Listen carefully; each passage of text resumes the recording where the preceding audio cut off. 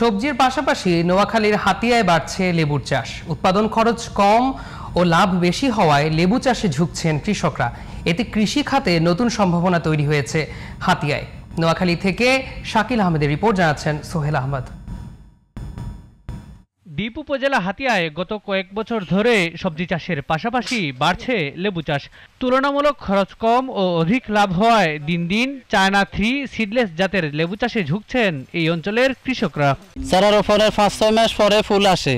ফুল আসলে ধরেন 8-9 মাস, 1 বছর হলে এগুলা সংগ্রহ করা আমাদের আস্তে আস্তে বাজারজাত করি আমরা। আমার এই বাগানে প্রায় 300 লেবু গাছ আছে। আমরা প্রতি গাছে প্রতি বছর 8 থেকে 900 লেবু বিক্রি করি। 1,50,000 টাকা খরচ করে আমি মোটামুটি এই 3 বছর আমি প্রায় 7 লক্ষ টাকা লেবু বিক্রি করতে ইনশাআল্লাহ আমি সক্ষম হয়েছি। আমি চেষ্টা করতেছি, আমাদের একটা জমি আছে, ওই জমিতে লেবুর চাষ করার জন্য।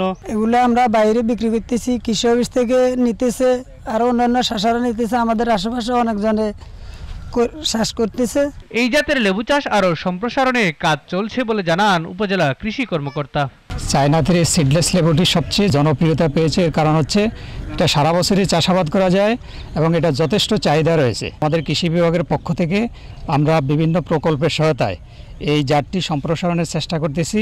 চলতি বছর হাতিয়ায় চায়না 3 সিডলেস জাতের লেবু চাষ হচ্ছে 25 হেক্টর জমিতে। Sohel Ahmad, GTV news.